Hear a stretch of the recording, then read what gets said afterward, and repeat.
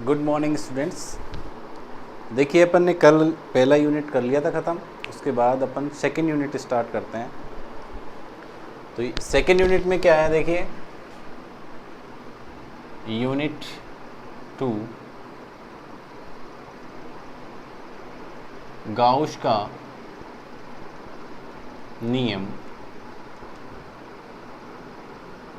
एवं उसके अनुप्रयोग।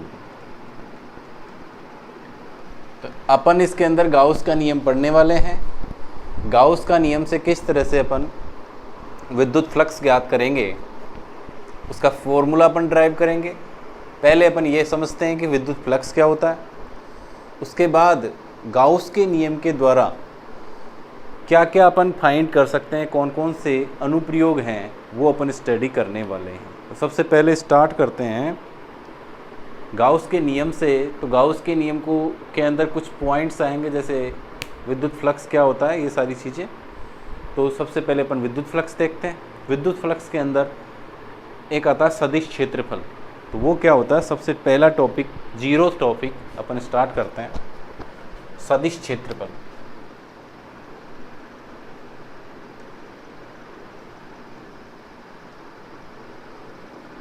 देखिए सदिश क्षेत्रफल की जब भी अपन बात करेंगे तो अपन ये कहना चाह रहे हैं कि क्षेत्रफल हमेशा एक सदिश राशि होती है। अल्प क्षेत्रफल की बात कर रहे हैं।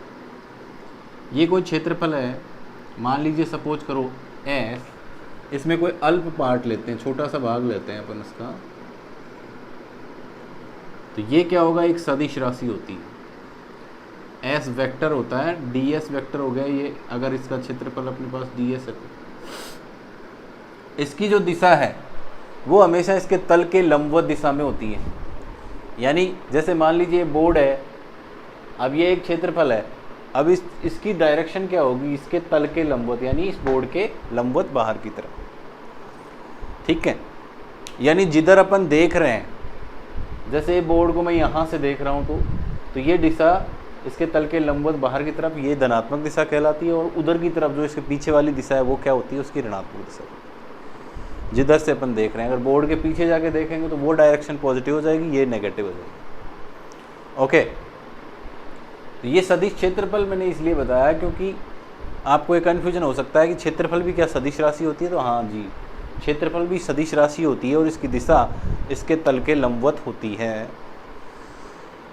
ये टॉपिक इसलिए लेना ज़रूरी था क्योंकि जो नेक्स्ट टॉपिक है विद्युत फ्लक्स, उसके अंदर इसका यूज आएगा।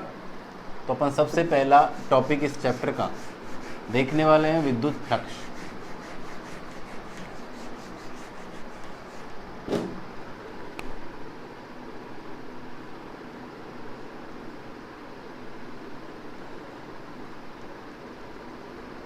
तो विद्युत फ्लक्स क्या होता है, देखिए जैसे मान लीजिए, इसको समझते हैं पहले। ये कोई विद्युत क्षेत्र है। विद्युत क्षेत्र को किससे निरूपित किया जाता है, विद्युत बल रेखाओं या विद्युत क्षेत्र रेखाओं के द्वारा, जो अपन ने पिछले चैप्टर में पढ़ा था। मान लीजिए विद्युत क्षेत्र रेखाएं हैं और इसमें कोई क्षेत्रफल रखा हुआ है अपने पास।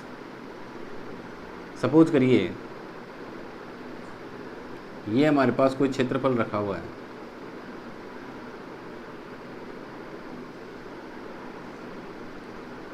अब इस क्षेत्रफल के अभिलंब होते, क्षेत्रफल कुछ ऐसे रखा हुआ है, इस क्षेत्रफल के लंबवत, अभिलंबवत बोल सकते हैं उसको, जितनी बल रेखाएं निकल रही हैं, जितनी बल रेखाएं निकल रही हैं, यानी बल रेखाओं की संख्या, वो क्या कहलाता है, इसका फ्लक्स कहलाता है। किसका, इस क्षेत्रफल का फ्लक्स कहलाता है ना। तो अगर आपको परिभाषित करना है विद्युत फ्लक्स को, तो विद्युत क्षेत्र में, ये विद्युत क्षेत्र है अपने पास, विद्युत क्षेत्र में स्थित किसी क्षेत्रफल के अभिलंबवत गुजरने वाली बल रेखाओं की संख्या को विद्युत फ्लक्स कहते हैं। विद्युत क्षेत्र में स्थित किसी क्षेत्र या क्षेत्रफल के अभिलंबवत गुजरने वाली बल रेखाओं की संख्या को विद्युत फ्लक्स कहते हैं। जैसे विद्युत फ्लक्स के लिए आया, वैसे ही चुंबकीय फ्लक्स भी आएगा आगे। तो वहाँ पे सिर्फ डेफिनेशन में क्या चेंज आएगा, वहाँ पे चेंज आएगा कि विद्युत फ्लक्स की जगह क्या आ जाएगा, चुंबकीय फ्लक्स। और वहाँ पे अपन बोलेंगे कि चुंबकीय फ्लक्स में स्थित किसी क्षेत्रफल के अभिलंबवत गुजरने वाली चुंबकीय बल रेखाओं की संख्या को चुंबकीय फ्लक्स कहते हैं। तो सिर्फ इसमें यह है कि इस क्षेत्रफल के अभिलंबवत कितनी बल रेखाएं निकल रही हैं। जैसे इस पोजीशन में अगर ये क्षेत्रफल ऐसे रखा हुआ है तो सारी की सारी बल रेखाएं इससे निकलेंगी। अगर थोड़ा सा इसको एंगल दे दें अपन, एंगल देने के बाद में देखिए इसका जो ये वाला भाग है, इसके दो घटक होंगे, एक तो ये वाला भाग, एक ये वाला भाग। यानी अगर कोई ऐसे रखी हुई है कोई क्षेत्रफल तो उससे सारी की सारी बल रेखाएं निकल रही हैं। लेकिन मान लीजिए इसको थोड़ा सा एंगल दे देते हैं अपन, इसको ऐसे कर दिया अपन, तो ये ऊपर वाली जो बल रेखाएं वो खाली निकल जाएंगी। केवल अपन को ये वाला पार्ट कितना है वो निकालना पड़ेगा, इससे ही बल रेखाएं निकलेंगी। तो मान लीजिए इसको अपन थीटा कोण से घुमा दें, ये थीटा कोण है तो ये थीटा कोण है, तो ये भी थीटा कोण होगा, ठीक है। तो ये थीटा कोण है तो इसका अपन ये तो घटक निकाल लेंगे। अभी देखते हैं देखो कैसे होता है। सबसे पहले तो ये सीधा रखा हुआ है, उसके बाद इसको थोड़ा घुमा दिया, घुमाने के बाद में देखो इसका ये क्षेत्रफल सदिश है ds, इसका ये वाला घटक आपको निकालना है। तो पास वाला क्या होता है, ds cos थीटा होता है। यानी सीधा रखा हुआ है जब तो आपका पूरा क्षेत्रफल आ जाएगा, और अगर इसको एंगल दे दिया तो क्या हो जाएगा, उसका कॉस वाला घटक लेना पड़ेगा आपको। तो फ्लक्स की परिभाषा से अपन कह सकते हैं इसको फाई ई से प्रदर्शित करते हैं। किससे प्रदर्शित करते हैं, फाई ई से, और चुंबकीय वाले को फाई बी से करेंगे अपन।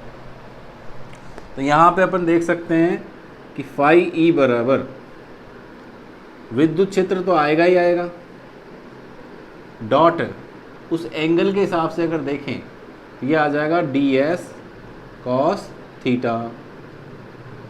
क्यों, अगर कोण है तो, अगर 0 डिग्री है तो cos थीटा वाला वैसे हट जाएगा फैक्टर। भाई ये सीधा रहेगा तो सीधा रहेगा, तो विद्युत क्षेत्र की दिशा ऐसे है और इस क्षेत्रफल की दिशा भी ऐसे है, दोनों के बीच कोण कितना रहेगा 0, तो ये cos वाला फैक्टर हट जाएगा। लेकिन अगर किसी एंगल से घूमता है ये, तो फिर क्षेत्रफल सदिश की दिशा ये होगी, इसका ये वाला घटक आपको लेना है cos थीटा वाला। इसको अगर लिखना चाहें अपन, ये हो जाएगा फाई ई बराबर E dot ds। 11th class में देखो ये अल्प क्षेत्रफल है, इसको डी फाई करना पड़ेगा अपने को, क्योंकि अल्प क्षेत्रफल है। अगर संपूर्ण क्षेत्रफल लेंगे तो ये फाई ई हो जाएगा, वहाँ पे फिर क्षेत्रफल भी अपने को पूरा कंप्लीट लेना पड़ेगा। 11th क्लास में अपन ने देखा था कि जब कॉश आता है तो अदिश गुणनफल होता है, और उस केस में क्या होता है, इसमें डॉट गुणनफल होता है, ओके, इसलिए डॉट लगाया है। अगर साइन आता है तो कौन सा आएगा इसमें बीच में, क्रॉस आता है, उसको सदिश गुणनफल कहते हैं। इससे हमेशा अदिश राशि आती है, इससे हमेशा साइन वाले से सदिश राशि आती है। अदिश गुणनफल से जब अदिश राशि आती है, इसका मतलब विद्युत फ्लक्स कैसी राशि है, एक अदिश राशि है, ठीक है। तो पहला फॉर्मूला इसका ये हो गया डी फाई बराबर ई डॉट ds। दूसरा फॉर्मूला इसका ये वाला हो गया। तीसरा फॉर्मूला इसका क्या हो सकता है, देखिए इसको अपन समाकलन कर दें, ये हो जाएगा समाकलन ई डॉट ds वेक्टर।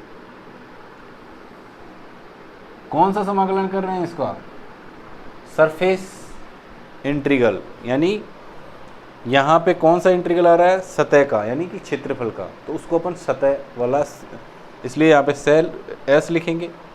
यहाँ पे dl आता है, जैसे चुंबकीय क्षेत्र में आएगा E dot D L, B dot D L, तो उसको लाइन इंटीग्रल बोलते हैं। तो लाइन इंटीग्रल, तो यहाँ पे एल आएगा।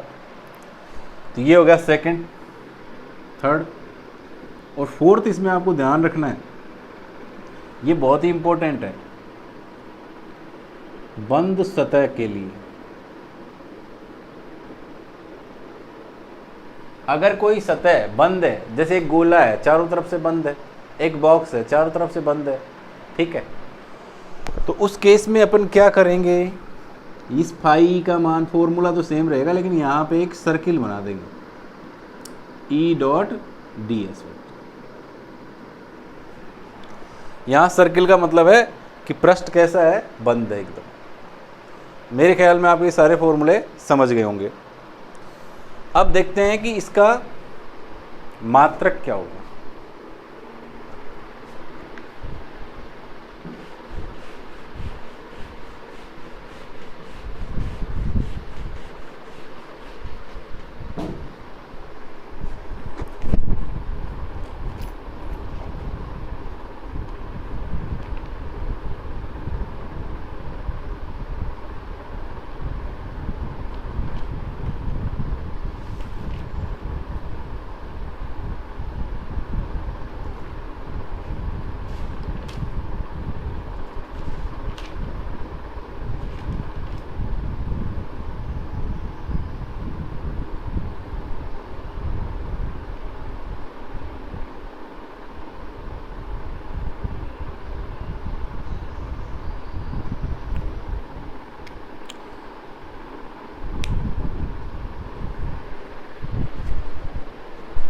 नोट कर लिया होगा आपने। नेक्स्ट चलते हैं अपन इसके मात्रक पर। मात्रक से पहले एक चीज और डिस्कस करते हैं अपन।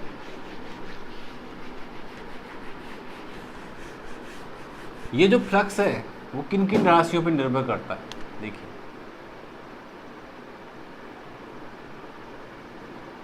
फ्लक्स की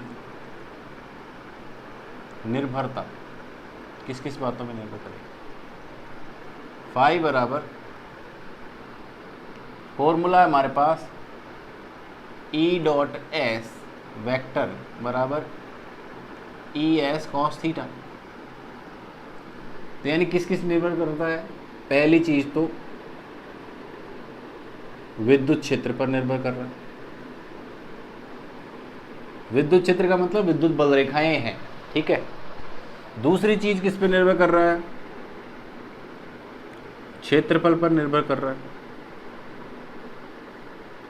और तीसरी चीज किस पर निर्भर कर रहा है, कोण पर, थीटा पर। थीटा के अंदर 3 कंडीशंस आती हैं। पहली कंडीशन थीटा बराबर 0 डिग्री, तो फाई बराबर क्या हो जाएगा, ई एस कॉस 0 बराबर ई एस। तो ये क्या होता है, अधिकतम मान है। अधिकतम भी है और धनात्मक भी है। दूसरा पॉइंट आता है इसमें थीटा बराबर 90 डिग्री, तो फाई बराबर होगा ई एस कॉस 90, इसका मान होगा 0, न्यूनतम होगा।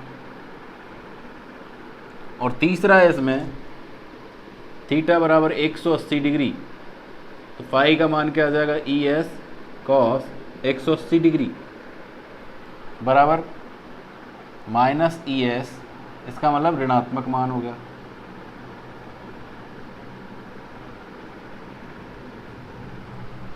यानी यहाँ पे अगर देखें अपन तो अधिकतम मान कब आ रहा है, जब 0 डिग्री है, 90 है, जब 0 आ रहा है, और 180 पर ऋणात्मक आ रहा है। यानी बिल्कुल अगर विद्युत क्षेत्र की दिशा और क्षेत्रफल सदिश की दिशा दोनों एक ही तरफ है, यानी 0 डिग्री कोण है, तब अधिकतम मान आ रहा है। थोड़ा सा घुमा रहे हैं अपन तो बल रेखाएं निकल रही है साइड से, पूरी बल रेखाएं नहीं आ रही, इसका मतलब पूरा ही घुमा दिया आपने तो उससे बल रेखाएं निकलेंगी नहीं, तो उस केस में 0।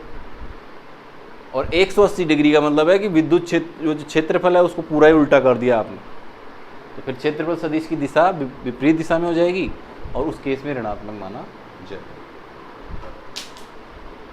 अगला पॉइंट इसमें देखेंगे इसका मात्रक।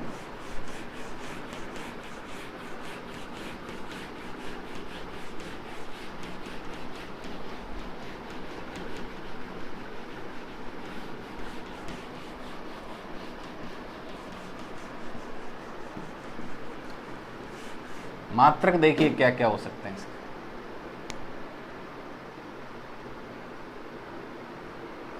मात्रक में अगर अपन देखें तो सबसे पहले इस फॉर्मूले से देख लीजिए।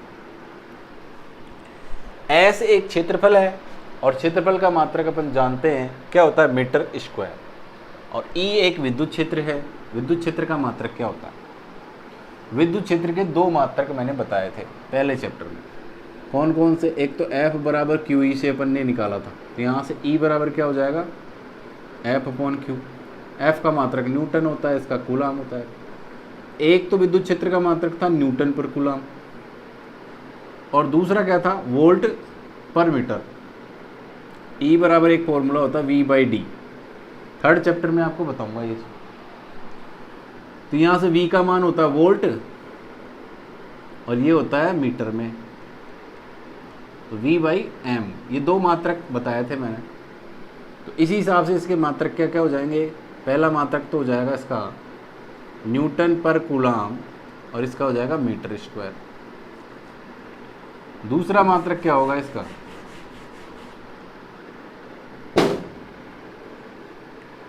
दूसरा मात्रक होगा न्यूटन पर कूलाम की जगह वोल्ट पर metre into metre square.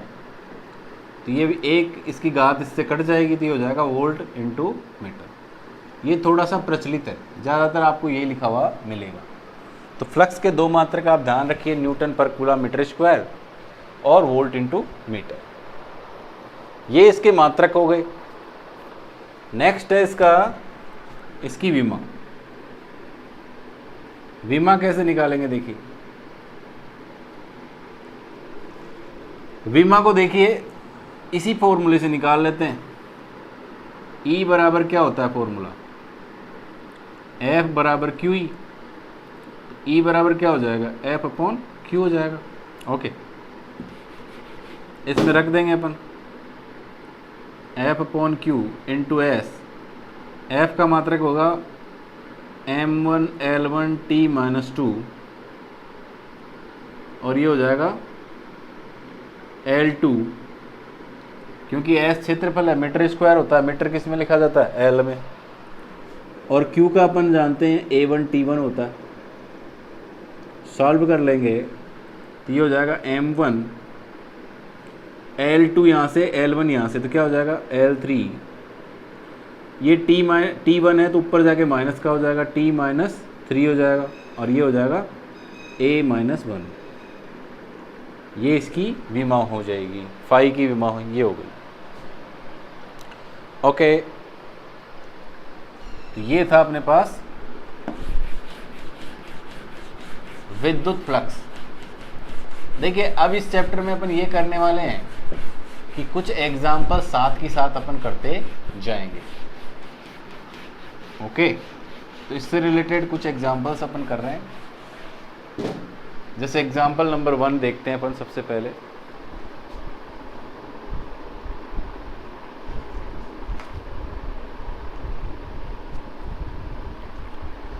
Example number 2.1।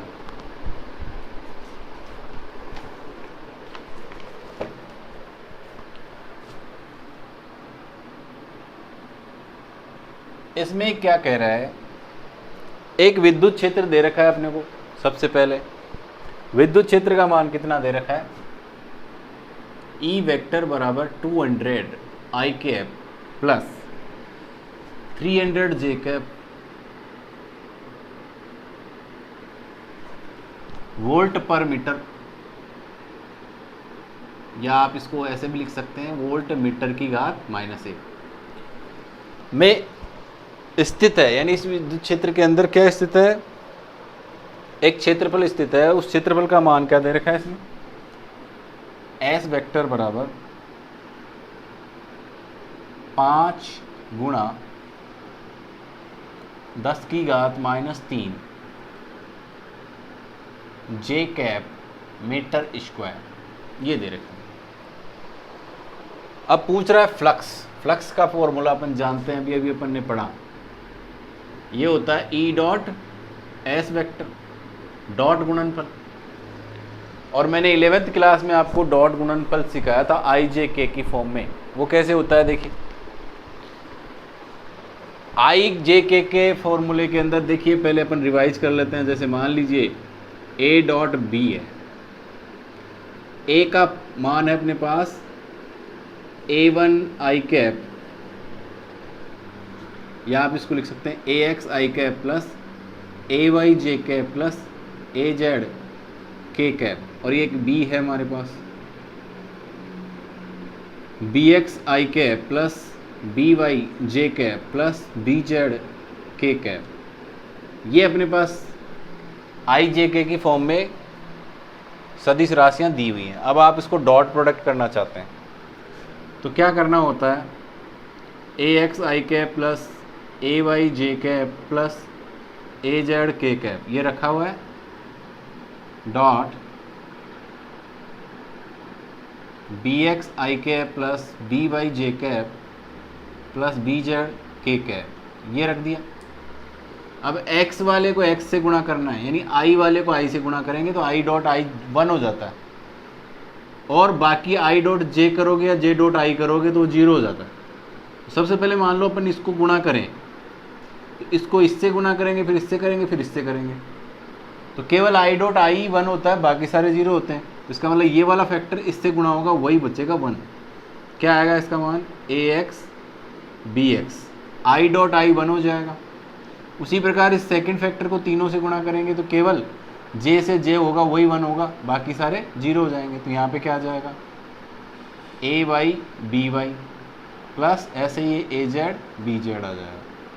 Simple सा आपको ध्यान रखना है कि i वाला का जो गुणांक है, दूसरे वाले का i वाले का गुणांक जो, उनको आपस में गुणा कर देना, j वाले को j से करना है और k वाले को k से करना है। समझ गए होंगे मेरे हिसाब से। i वाले को i वाले के गुणांक से गुणा करना है, j वाले को j वाले के गुणांक से गुणा करना है, k वाले को k वाले के गुणांक से गुणा करना है। आ रही बात समझ में? तो यहाँ पे अगर अपन देखें तो i j पहले लिख लेते हैं इसको, 200 i cap plus 300 j cap,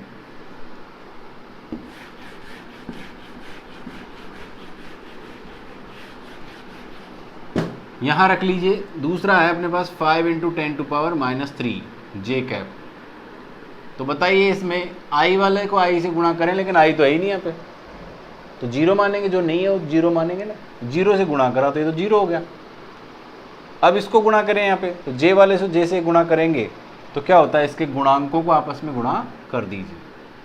तो 300 × 5 × 10⁻³ तो क्या हो जाएंगे, 5 × 3 15 हो जाएगा, 10 की घात, ये 2 0 है तो ये 2 हो जाएगा, 10 की घात -3, तो -3 और 10 की घात 2 दोनों आपस में मिलेंगे तो ये क्या हो जाएगा, 10 की घात -1, इसका मतलब क्या हो जाएगा 1.5 वोल्ट इंटू मीटर। ये इसका आंसर आ गया। हमेशा न्यूमेरिकल में जो दिया हुआ है पहले वो लिखते हैं, फिर फॉर्मूला लगाते हैं और फिर लास्ट में आंसर निकालते हैं।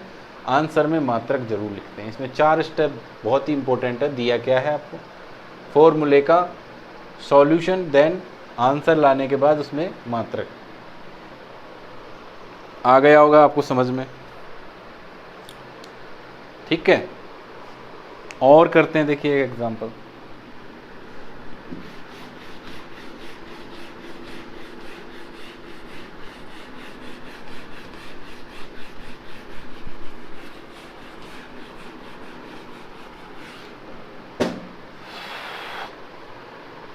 एक दे रखा है आपको, एक समान विद्युत क्षेत्र में ई में एक बेलन इस प्रकार स्थित है कि इसकी अक्ष विद्युत क्षेत्र के अनुदिश है।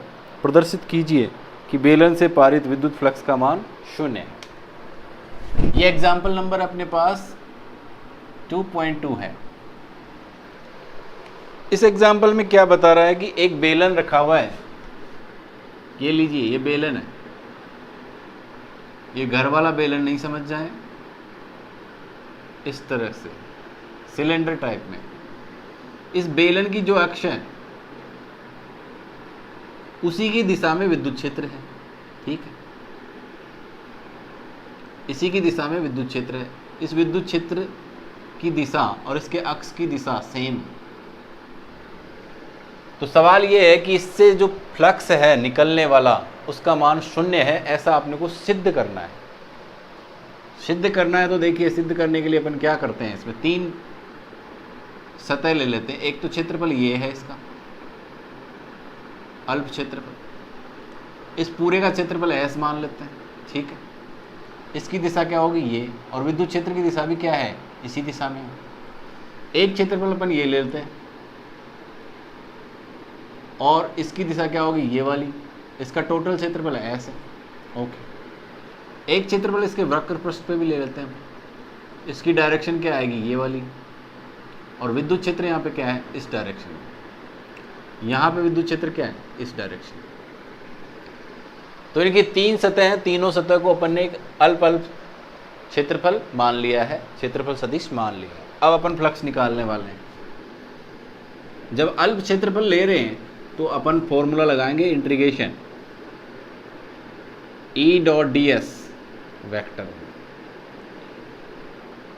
क्लोज सरफेस भी लगा सकते हैं क्योंकि ये बंद सतह है, लेकिन इसको ओपन करेंगे तीन अलग अलग सतह आएंगी। तीनों अलग अलग सतह के लिए अपन फॉर्मूला लगा देंगे। पहली सतह के लिए देखिए क्या होगा, ई डी एस को अपन ओपन करेंगे तो ये हो जाएगा E D S cos theta.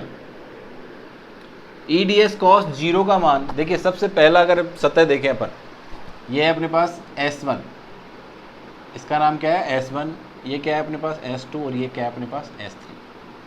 तो S1 में विद्युत क्षेत्र और DS दोनों की डायरेक्शन सेम है, तो दोनों सेम है तो ये हो जाएगा cos 0 डिग्री। सेकंड है S2, S में विद्युत क्षेत्र की दिशा इधर है और क्षेत्रफल की दिशा इधर है, तो क्या हो जाएगा ये E D S cos of 180 degree. और तीसरे वाले में क्या होगा, विद्युत क्षेत्र की दिशा तो यहाँ ऐसे है और क्षेत्रफल की दिशा ऐसे है, तो दोनों कितने हो जाएंगे 90 degree. S3 E D S cos of 90 degree. ये 90 डिग्री वाला तो 0 हो जाएगा ऑटोमेटिकली। यहाँ पे देखें अपन, अच्छा cos 0 का मान 1 होता है, cos 180 का मान -1 होता है, तो आप इसको लिख सकते हैं S1 E D S minus E D S S2। यहाँ से E का मान कांस्टेंट है तो इसको बाहर निकाल लेंगे तो ये हो जाएगा E S1 D S minus E S2 D S. जब इस ds का समाकलन करेंगे इस छोटे से अल्पांश का, तो पूरा क्षेत्रफल आएगा। पूरे क्षेत्रफल का मान अपन ने क्या माना है, s माना है, तो यहाँ पे लिख देंगे s, e इंटू एस और ये भी e इंटू एस ही हो जाएगा, तो ये आ गया 0। ये माइनस चिन्ह किस वजह से आया था, 180 की वजह से आया था, तो ये 0 हो गया। ये अपन ने सिद्ध कर दिया, इसमें यही करना था अपने को। इसके बाद अपन कुछ और एग्जाम्पल देखेंगे कल, और उसके बाद आगे अपन चैप्टर में बढ़ेंगे। Thank you very much.